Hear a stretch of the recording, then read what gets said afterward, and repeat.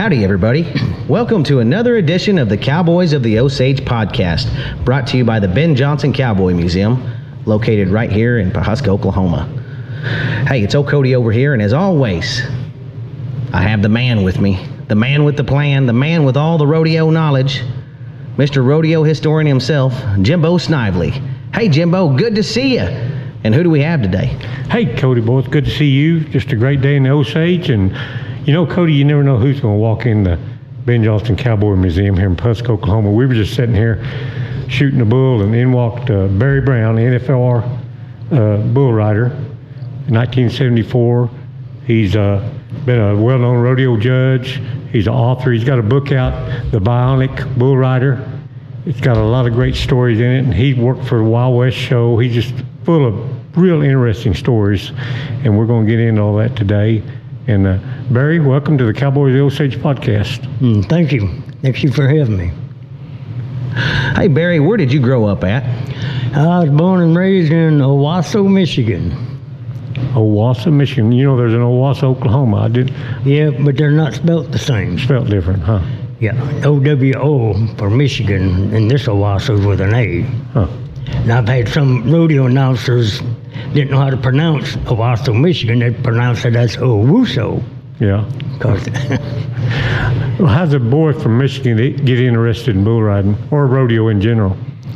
Well, I had an older brother and sister who rodeoed, and they would let me go with them at times when I was 8, 9 years old, and 12 and on, and I just knew that one day I was going to rodeo too. And Brother Ronnie, he got an older brother started a year before I did, and then he put me on my first one when I was 15 back in 1959 at a Wild West show in Saginaw, Michigan. Did you mostly just do bulls, or did you ride some broncs too? Yeah, well, I rode saddle bronc 5 years, barebacks 15, and bulls for 28, and I bulldogged 1 year.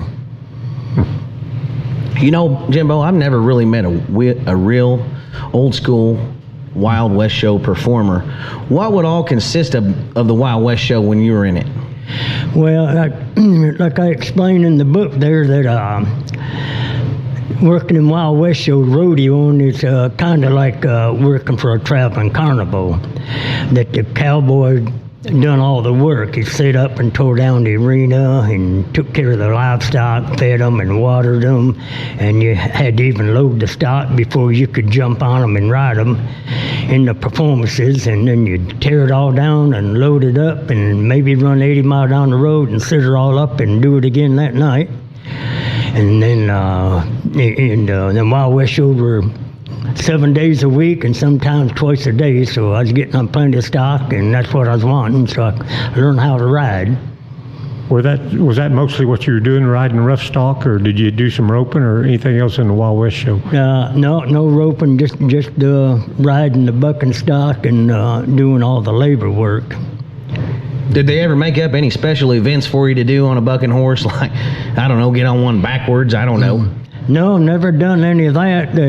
One stock contractor, Bob McKinley out of Farmer City, Illinois, he had a wild bucking mule that I usually got on. No one else would get on him, and I never did ride him until an old man there at a show in Ohio after that mule had towed me off, and I walked back to the chutes, and this old man said, you want me to tell you how to ride that mule? And I said, well, sure. And he said, well, don't put that bull rope on him, don't put a bareback rigging on him, put your bull rope on him, you'll ride him. And sure enough, it worked. He never threw me off after that. Now, how many different Wild West shows did you work for? I don't know, 3 or 4. Let's see, the first one was the Diamond P, Jerry Partlow out of Chicago. That was in 59, and then 1960 was Cherokee Hammonds out of Quitman, Georgia. Then there was the Circle X Ranch Wild West show out of Sykesville, Maryland. And I'm trying to think, Bob McKinley from Farmer City, Illinois. He was the best one because he paid you. The rest of them shows, they usually starved to death on them. And he paid $5 a head for every head of stock he got on, and $5 for sitting up and tearing down. If you drove a truck, another $10. That was pretty good money. Where all did you go? Mostly up the Midwest, or? No, most of it from the Midwest, like from Illinois east to New York and the New England states. And then Cherokee Hamlets, we went down to Alabama and Georgia and in the Northeast. So just one day you woke up and decided you didn't want to do the Wild West anymore, and you started the rodeo? Well, once I done that for about 3 summers in Wild West shows, and once I thought I was riding good enough where I could start paying an entry fee and competing for prize money, which was my goal from the start, or then I left the Wild West shows and started contesting. That was probably good training, that was kind of like you could get paid for training. Most rodeo, you have to just jump in there and you don't get paid when you don't win, but he was kind of doing some on-the-job training and getting paid for it. Well, how many head of stock would you get on a day, horses and bulls, at the Wild West show? Let's see, they're Crown Point, Indiana. It was at the county fair, and I think it was 21 head. I was getting on saddle broncs then, bar like all 3 riding events, and I got on 21 head there in about 3 days. And then there was a show in Columbus, Ohio State Fair, and we had a show at 7 and 9 p.m. And I was riding 5 head each performance, so I rode 10 head that night. Was it more like just a traveling rodeo with contestants working for the rodeo, or did they do a bunch of Wild West show type stuff? No, it was just all Wild West show stuff. There was no contestants. No one paid entry fees. They weren't competing against anybody. What all would they do? Who? Out in the arena, in the Wild West show. The stock or? Everything. The events they had. Oh, excuse me. The things they did. Is it a lot like Buffalo Bills? Yeah, well, no, they had trick riding, and and then they had roping and bulldogging, along with the bucking horse events and bull riding, and they'd have some clown acts. And in fact, one rodeo clown out of Indiana, he was using me for one of his acts, and I'd have to go out there and sit in a chair and him take my picture with one of them old-timey cameras where they put the black bag thing over their head before they snapped it, and then he'd roll out the picture and be a picture of a mule.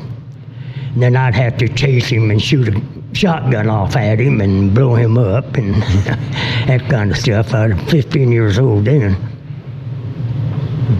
Did you do some IRA rodeo stuff, or because I know there's a lot of those rodeos back in that country, or did you just start off in PRCA? No. I worked. I had an IRA card back then, and RCA permit, and an OCRA, and an MCA card in Michigan and Ohio. And I just went to everything I could at the time. And back in those days, if you were the full RCA member, you couldn't work unapproved rodeos, or you'd be blacklisted, and you'd have to pay a fine. So, but once I filled my RCA permit, I knew that I would join the RCA and stop going to all those others. Yeah. However, I tell in the book about I ducked off at times if I got broke. Well, I'd go back to some of the Michigan rodeos and stuff and get some money and head back on the RCA trail. Yeah. Did you use a different name or anything when you entered then? Yeah, and they're in the book. Let's see if I can remember right now. I was Jack Reynolds, got some of them, and then Beep Jones. And my brother Lyle, he went by Al.E. Gator. And this shows my brother Ronnie, he was Canton Atterbury. But he claims he dreamt that name one night. Guess he went to bed thinking about what's he going to call himself that year, and he had a dream that he was Canton Atterbury, and so he rode by Canton Atterbury for several years. But like I tell in the book, though, one time I had a prize money check there from a rodeo in Michigan near Detroit, and the secretary made it out in my alias name, Jack Reynolds. Well, I had trouble getting the cash because at that time I had no banks. I didn't have a bank account anywhere. And so I goes to a bank. They had never seen me before and tried to talk to him and convince them that Barry Brown and Jack Reynolds was the same person. And I finally found a banker that believed me and cashed that prize money check for me. Probably couldn't have come at a better time either, huh? Oh, no, I sure was needing it bad. And but yeah, you had to change your name, or if you didn't, it'd be easier for the RCA to see your name in print at one of them unapproved rodeos, and they'd put you on the blacklist. Yep. Did the Cowboys kind of keep to themselves if they saw another Cowboy competing? They didn't turn them in or anything back then, did they? Or did they? Some would. Some would turn them in. In fact, I had a man down in Florida, the Fort Pierce, Florida rodeo.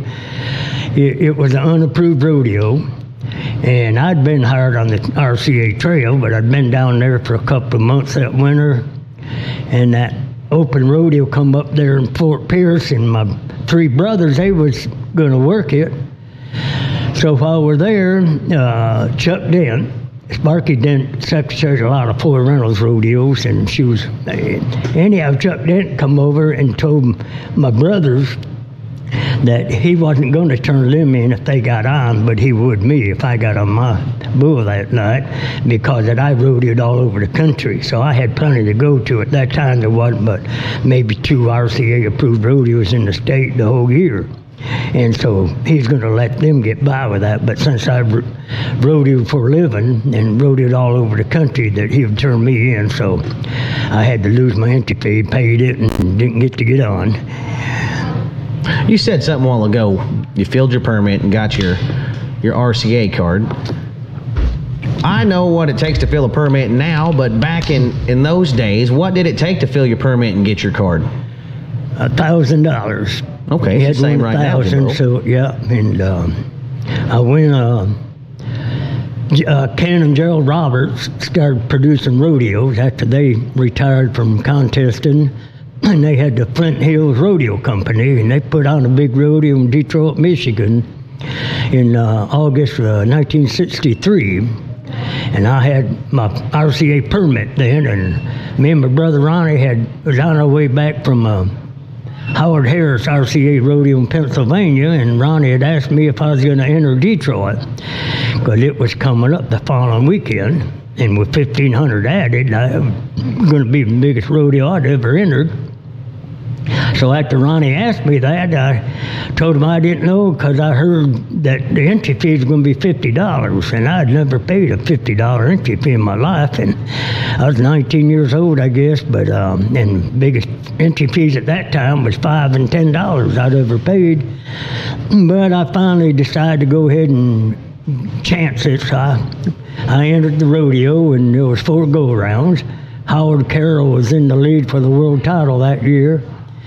And out of the 4 go-rounds, I placed in 3 of them, got a re-ride in the 4th go-round, and I win it on that re-ride bull and win the average $700, and it filled my permit. And so I went ahead and ordered my card then.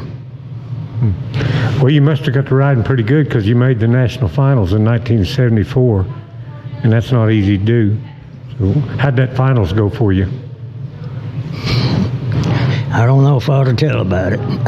It's all in the book, though, and although I called the RCA office after the finals, maybe there was PRCA by then, 74, and about the judging and how bad it was, and Hugh Chambliss was running the office then, and he said, "Barry, you don't have to tell me how bad it was." Said, they've had rodeo fans calling every day complaining about the judges there. So, I mean, there was a couple go-arounds that I should have won first or at least second in one of them and didn't even place, and some of them other bull riders was riding duds that shouldn't have been in the draw, and placing, and I didn't win nothing. So, yeah, it was pretty bad. And I always thought the NFR would be the best judge rodeo of them all, man. At that time, it was the worst judge I'd ever been to. Was that at the time you won the Comeback Cowboy of the Year? Was it then, or was it after? No, the Comeback Award was in I received that in 71 and qualified for the finals in 74. Tell us. Go ahead. Go on, Jimbo. What happened that caused you to get hurt and become a Comeback Cowboy of the Year? Well, that's a long story, and it's all in that book, and it's quite a story. Well, we're going to sell quite a few of them off this. But and enlighten us a little bit. Well, in 1968, I rode a bull there at Superior, Wisconsin, RCA Rodeo. And the first time he was ridden that year, and he threw me off right after the whistle, and had a big old long-horned Scottish Highlander bull of Rodeos Incorporated, Mel Potter outfit.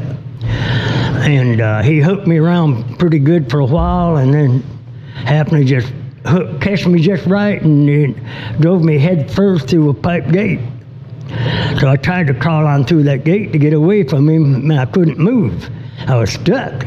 So then I put my hands on the pipe on that gate and tried to push myself back out of the gate, but I couldn't move. I was wedged in there. And then all of a sudden that bull caught me in the ribs and snatched me back out the gate, and I believe that's probably when it broke my sternum and split my chest in half.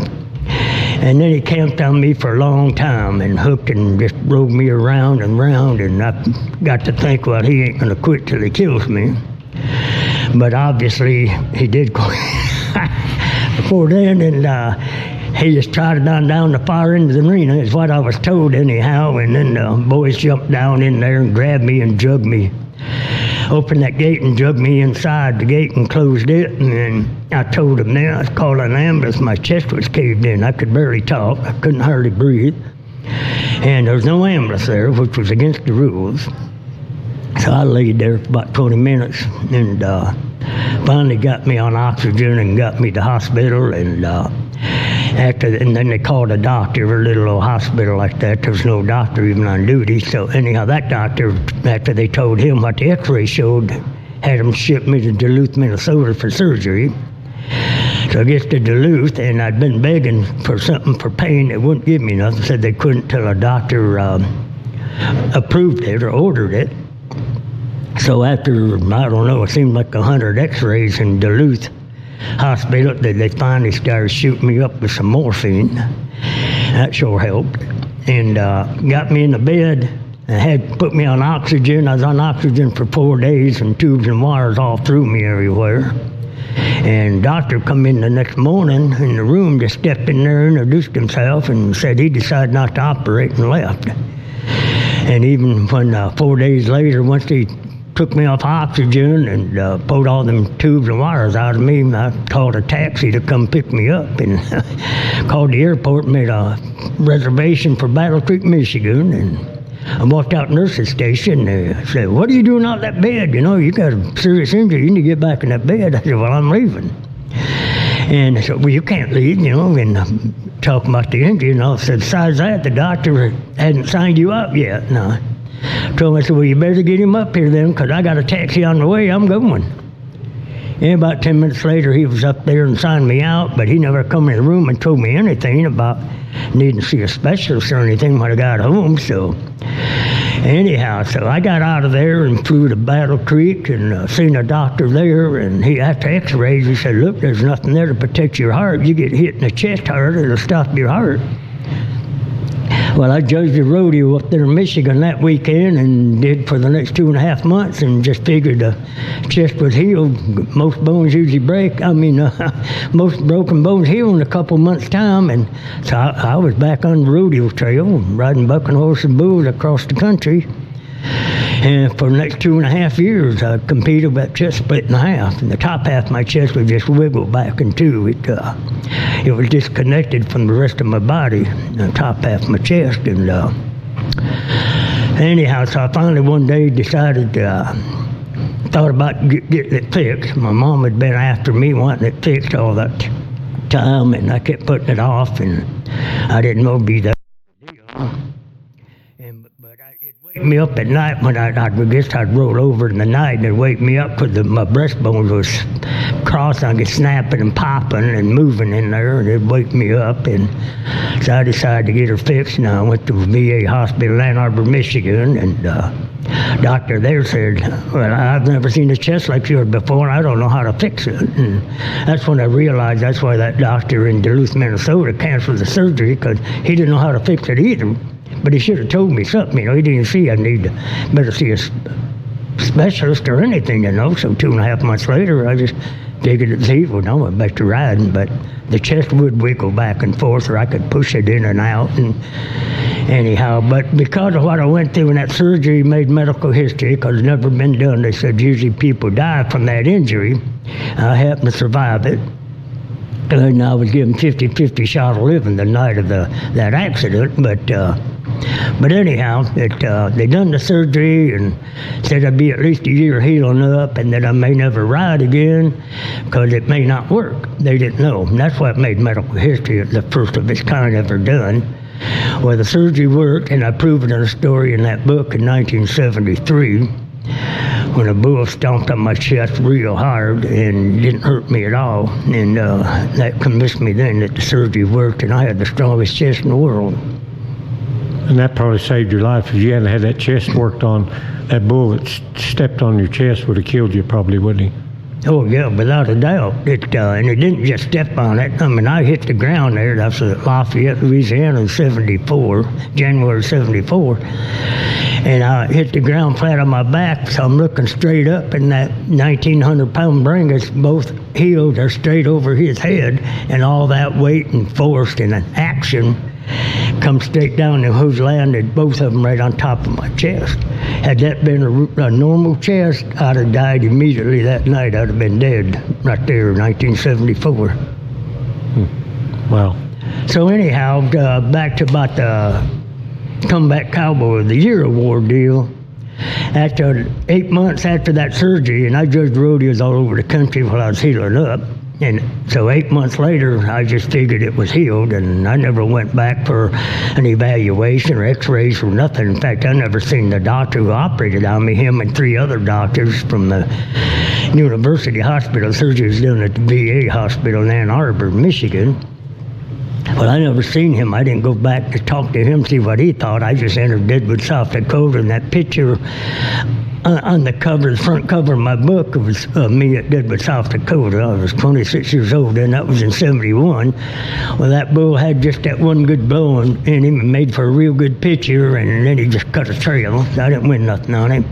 But I went to Sikeston, Missouri the next night, pretty good RCA rodeo, and then came out in the news. I didn't even know about the award until I read it in the Rodeo Sports News October that year, that I was named Comeback Cowboy of the Year for what I've been through with that surgery and everything, and could still ride and win. And so Columbia Pictures was releasing the movie JW Coop in February of 72.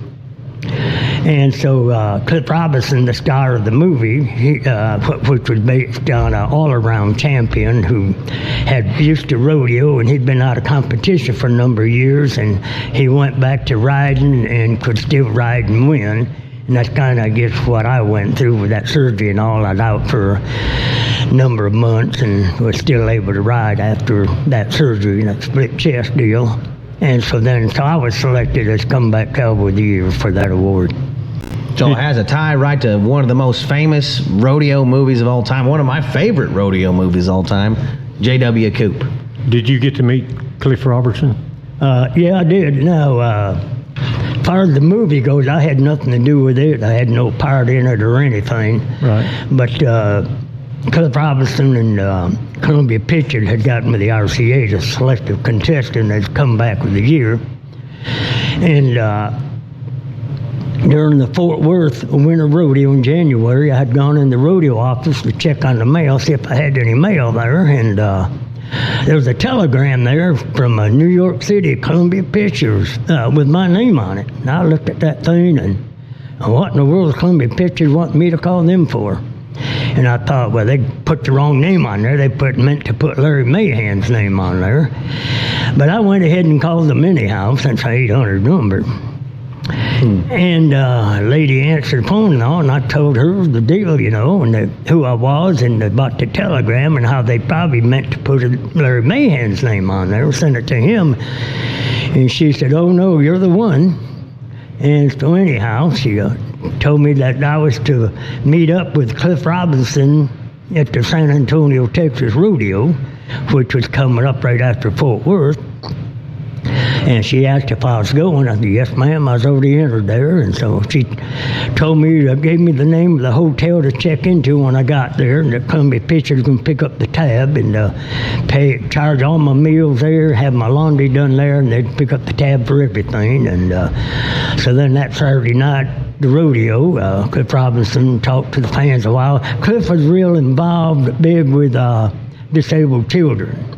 He'd done a lot of work with them folks, and in fact, I had to meet up with him in Miami, Florida, later that year. And then they paid my flight back to Houston for the Astrodome Rodeo. But so I got to meet him out there in that arena, and he presented me with about a 3-foot-high trophy. And at that time, I guess I was just stupid, but I didn't know what it meant on that trophy. It had my name engraved on it, to Barry Brown, for perseverance over great adversity. I didn't know what perseverance meant at that time. But anyhow, I got the trophy. Cliff Robertson. What exactly happened to that guy? Because I don't remember, but I think he met an untimely death or something. What do you know? Do you know Barry? Not for sure, but I think he just had a heart attack. He was just a few years ago. I'm not certain about that though. When he died. Okay, I thought he died young or something. I don't remember.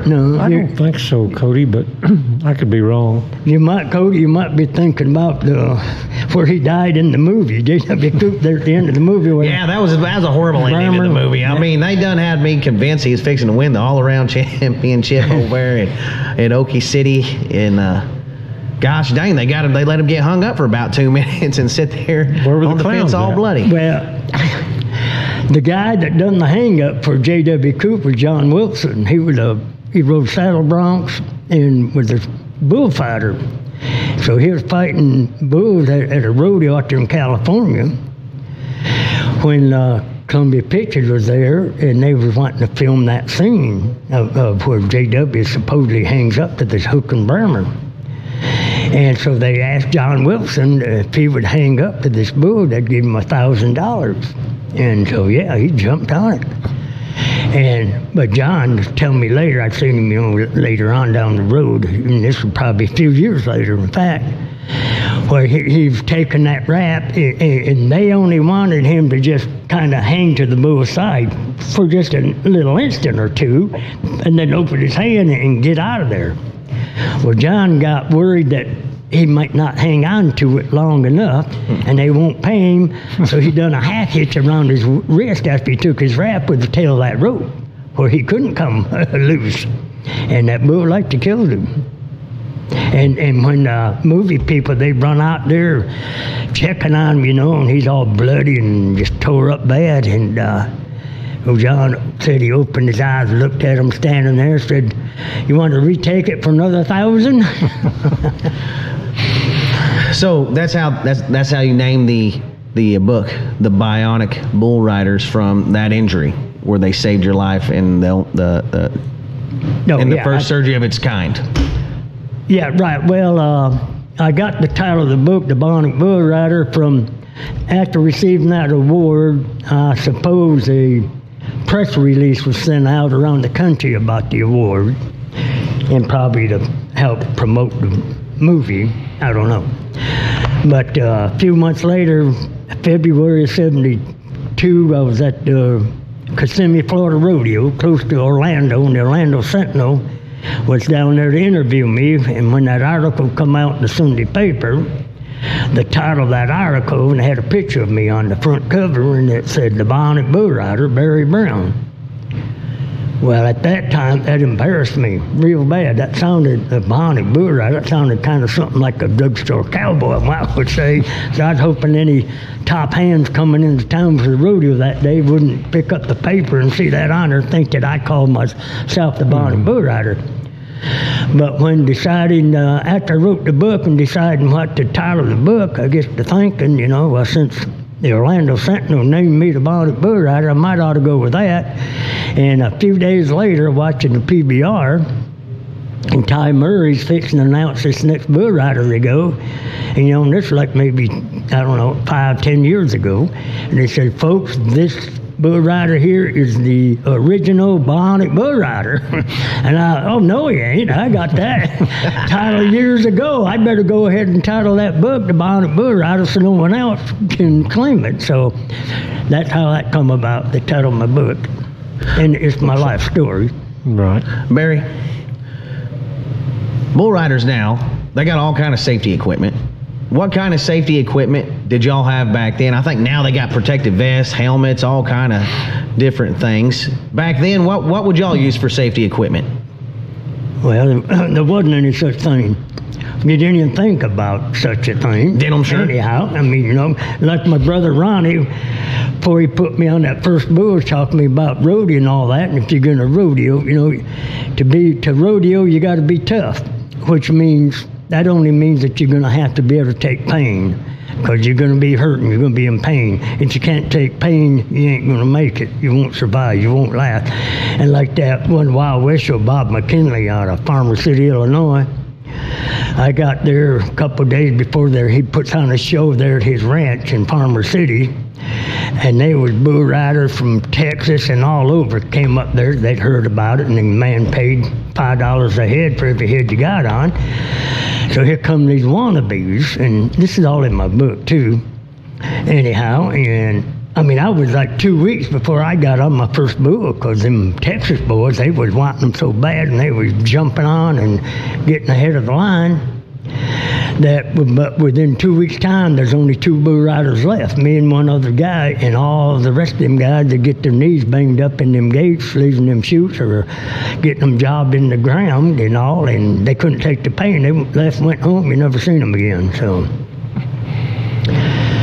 Well, me and Cody, we have a theory. What is it, Cody, about bull riding? Oh, once they get too big to rope, you eat them. That's right. We're going to stick with that.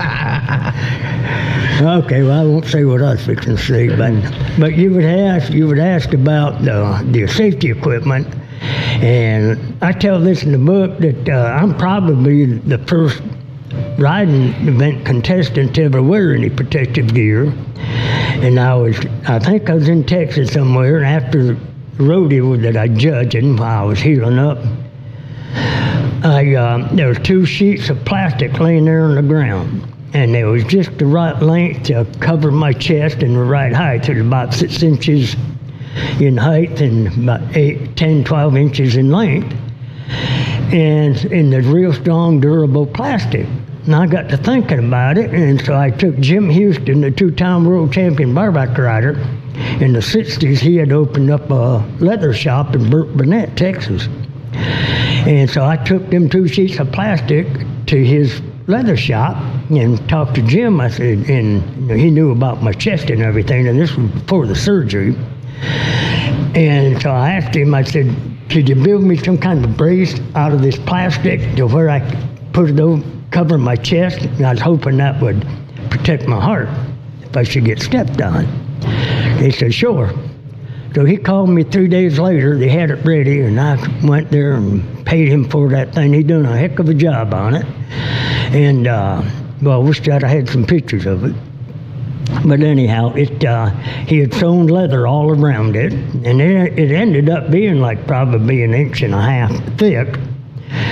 And he had buckles on both ends of it, and all, and then a harness that come up over your shoulders, and then attached to buckles on the top of that thing to hold it up there. But anyhow, so I would put that on under my shirt when I went back to riding, hoping that if I got stepped on, it'd protect my heart.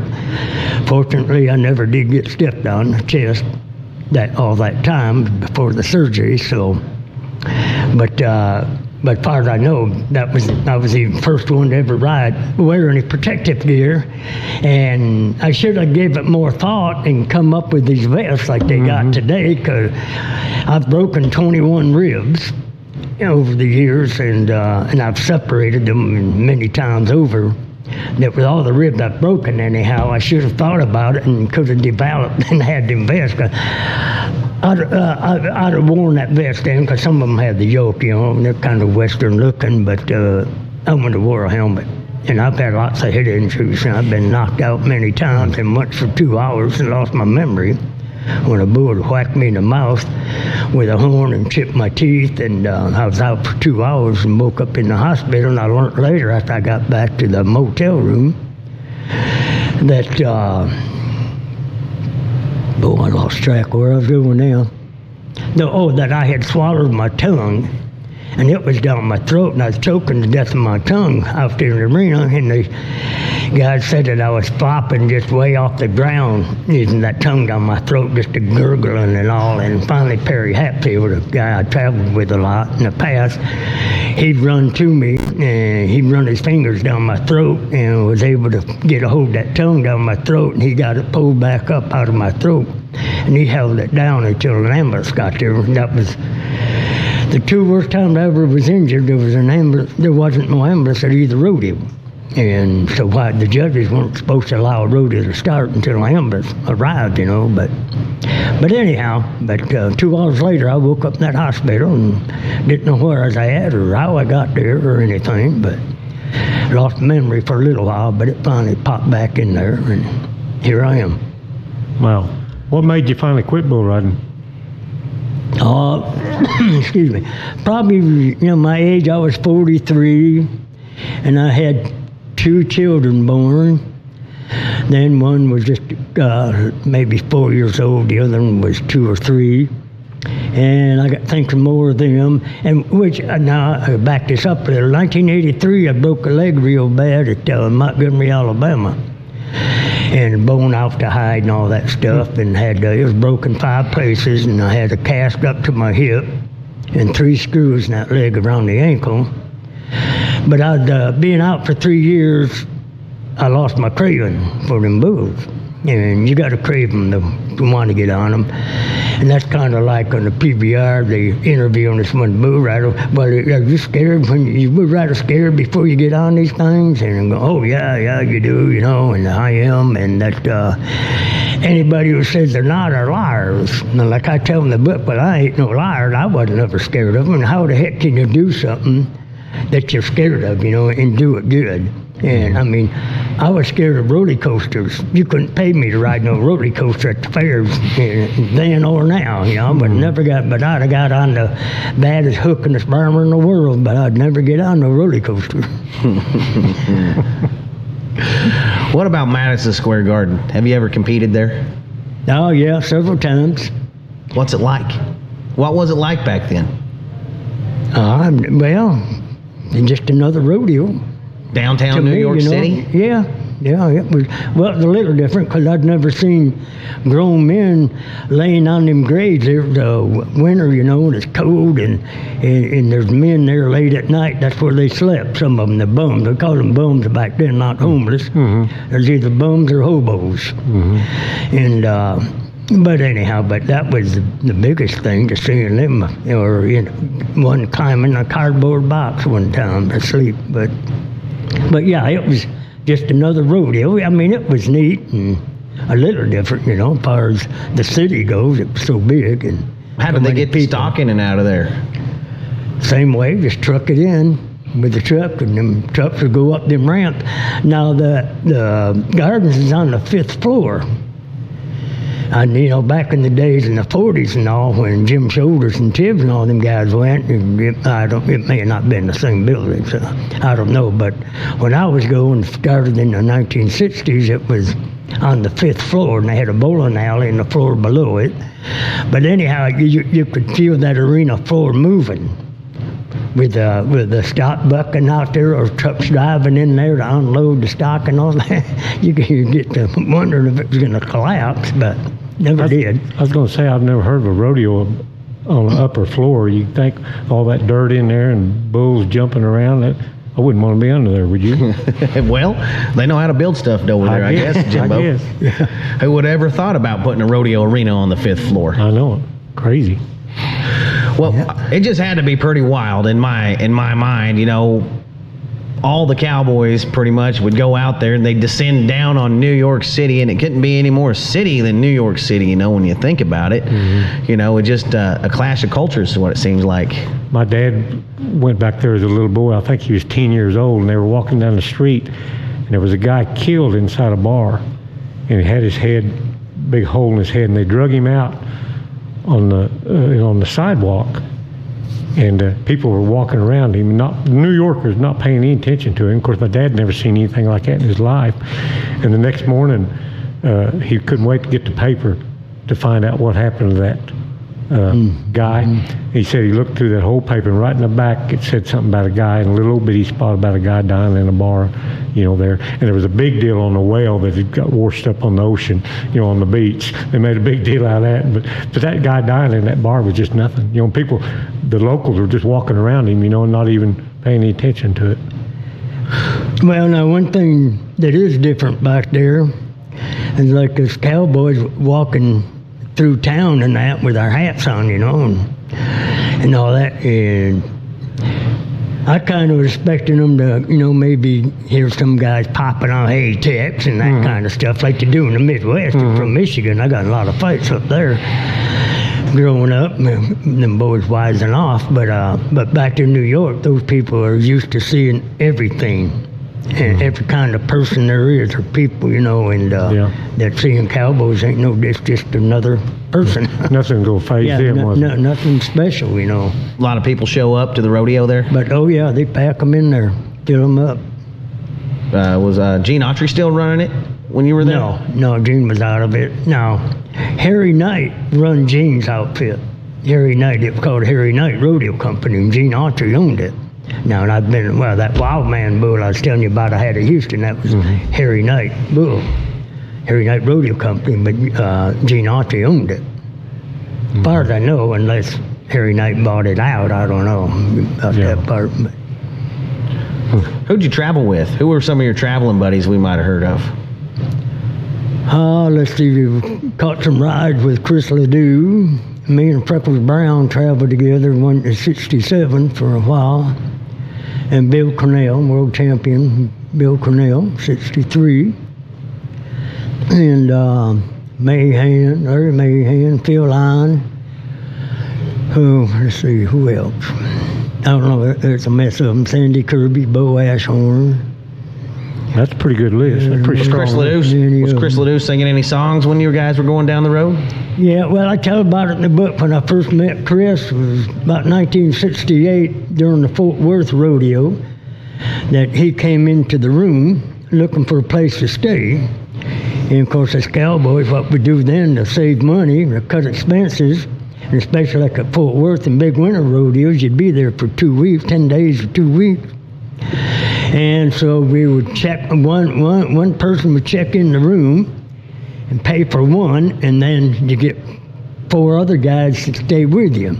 Well, there'd be 2 to each bed, and you'd pull a mattress off of each, have two double beds, one person check in, and then you'd jerk the mattresses off of each bed, so you had 8 people in there sleeping, 2 on each box springs, and then 2 on each mattress on the floor, and Chris was one of them. He got that came in there, stayed, and that's where I met him. And then after the rodeo at night, we'd be sitting around the pool, and Chris would have his guitar. Always had the guitar with him. He would start singing Copenhagen Angel and several of them songs before there's ever recorded. That sounds like a good time. Yeah, that does sound like a good time.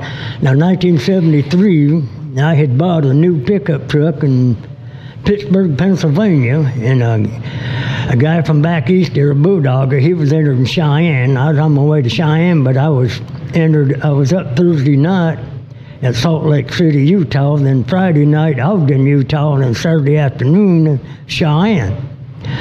Well, so this guy was catching a ride with me to get to Cheyenne. Well, by the time I got to Omaha, Nebraska, it was noon Thursday, and I'm up that night at Salt Lake. So I drove to the airport and I boarded the plane. I had to let that guy drive my new truck on to Cheyenne, and I flew into Salt Lake City and took a taxi to the rodeo. And Chris Ledoux was there, and so I got talking to him, asked him if he was going to, because I was up the next night at Ogden in a foot, and asked him if he was going to Ogden. He said, yeah, he was, and that he was up at Cheyenne Saturday. I said, well, that's the same as me. So I was going to ride with him. I got tripled at Salt Lake City, but I stayed with him that night in the room, him and T.R. Wilson, a NFR bareback rider out of Florida. And that was the last time I rode with Chris. Well, I rode on with him to Ogden, and I couldn't get on my bull there. I was hurting too bad yet, and then rode with him to Cheyenne and got my new truck there at Cheyenne. And that was the last time I rode with Chris. And he was in a vehicle that him and I think 2 or 3 other cowboys bought a Chevy Suburban, because it had 3 seats in it. They could haul a lot of cowboys. And they called it Rodeo Rose. It was a rose color, and they had a bug screen across the hood there. It said Rodeo Rose was the name of it. In fact, I think he's got a song. Sounds like a song. He's got a song out there about Rodeo Rose. Yeah, that was that vehicle. Wow. Pretty cool stories. What about Freckles? What year did he ride Tornado? 1967. 1967. What was it like to be around Freckles and travel with him? Oh, it was great. He was a good guy, and I still miss him today. And I'd have sure been to his funeral had I known about it. But I was living in Alabama then, and by the time I heard he was in the ground, it was too late. But I tell you about Freckles, now he was in his 50s when I was, he was 54 in 74, and that was the year he finally stopped riding. But but when we traveled together, 67, 7 years earlier, it didn't matter what time we got to the room, he'd never gotten to bed until he'd done 50 push-ups. He'd done 50 push-ups every night, never missed it.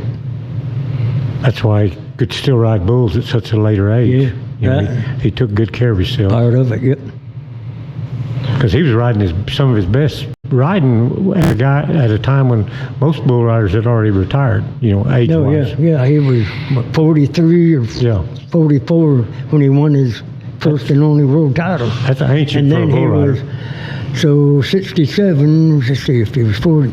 So he was 47 or 48 when he rode Tornado. Yeah, that's the first man to ever ride Tornado. That's just crazy. Wouldn't you like to have been there that night? I would have loved to have been there that night. Don't you know the crowd went wild? Yeah, they did. That's a great song that Red Steagle wrote about him. Yeah. Freckles Brown and Tornado. We saw the chute where the tornado came out of, didn't we? We saw it. Oh, is that right? Yeah. Where was that? That was down there. Henrietta, yeah. Henrietta. They have his horns hanging from it. Tornado's horns. Yeah, they saved it. Yeah. They found them in the tack trailer when they were about done rodeoing or something. Is what MP told us, didn't they? Didn't they say? Someone said, "What are them horns in there?" And they said, "Well, that's old Tornado's horns."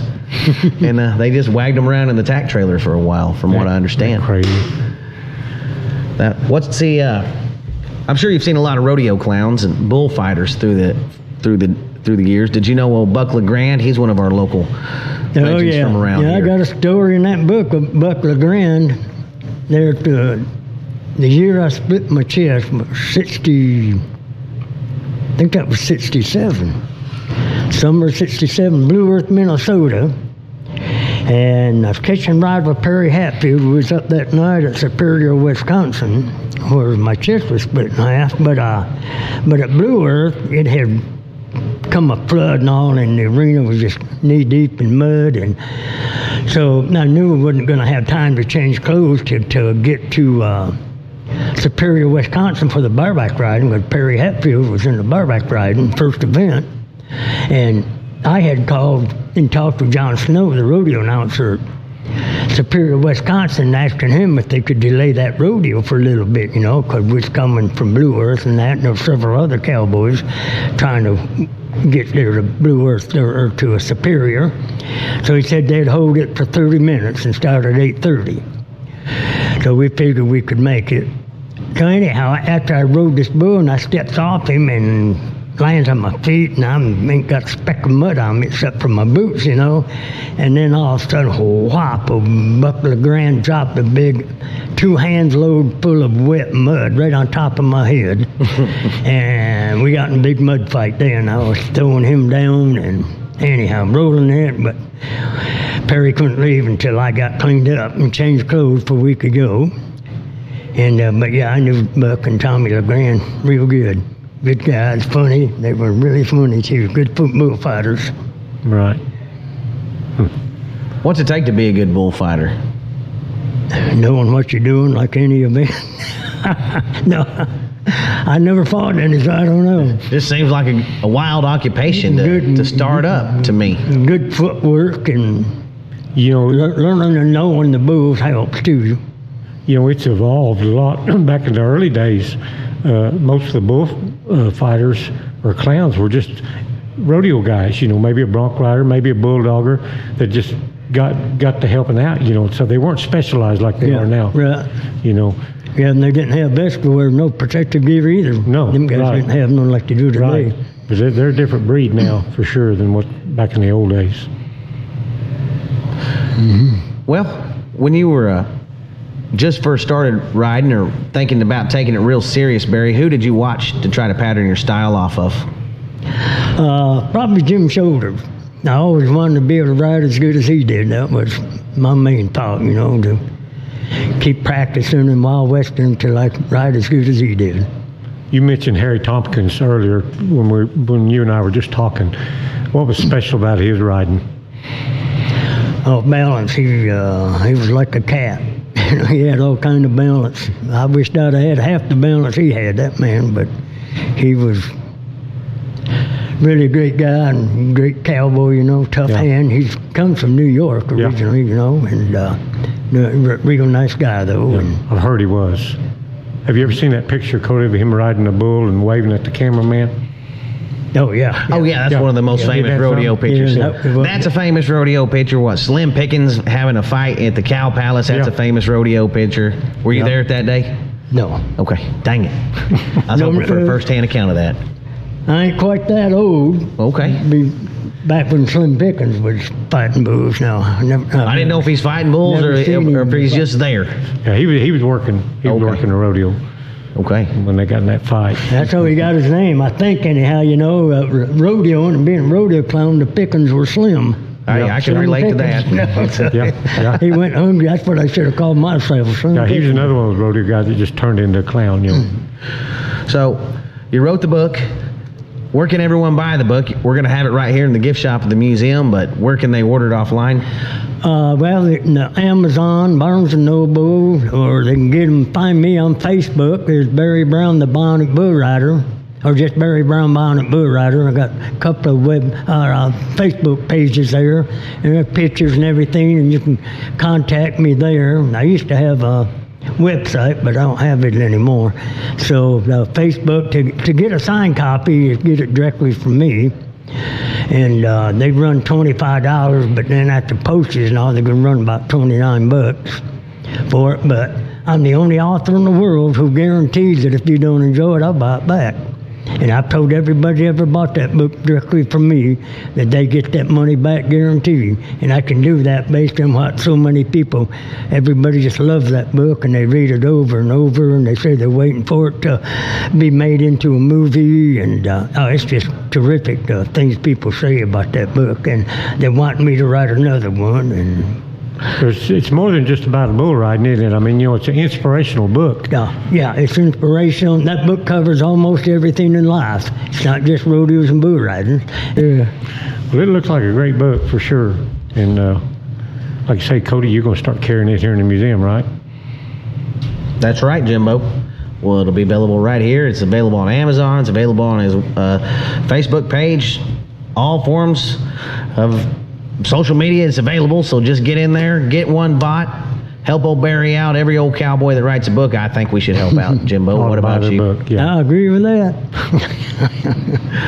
Well, all right. You got anything else for Barry, Jimbo? Well, just thank him for walking in. It's just purely by chance. We were just sitting here and in walked old Barry Brown, with a great story, and we're just tickled that he sat down with us and visited with us, and hope we the Bionic Cowboy, help him sell a lot of books. Can't believe we have a tie to one of my favorite movies, JW Coop. I know it. Isn't that something? You remember when he landed that airplane in the field and cows came and ate all the cloth off of it? Yeah. I bet. Well, all right, Barry. Well, I want to thank you all for letting me do this and coming in and meeting you folks. You're mighty good people in the museum here. It's really interesting, and all the old cowboys and the hands in here. It's great. It's a really nice place. Ben Johnson Museum, Pawhuska, Oklahoma. Well, thank you for the kind words. We appreciate it. Until next week, it's been the Cowboys of the Osage podcast. See y'all.